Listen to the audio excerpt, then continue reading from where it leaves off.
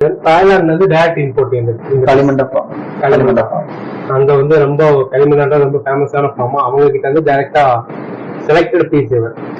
So வந்து இவங்க கிட்ட குட்டில இருந்து க்ரோத் ஆனது ஃபார் சேல் ஆல்சோ. பட் நீங்க நல்லா கேர் பண்ணிக்க கூட யாராவது இருந்தாலும் அவங்க சேல் பண்றதுக்கு ரெடியா இருக்காங்க.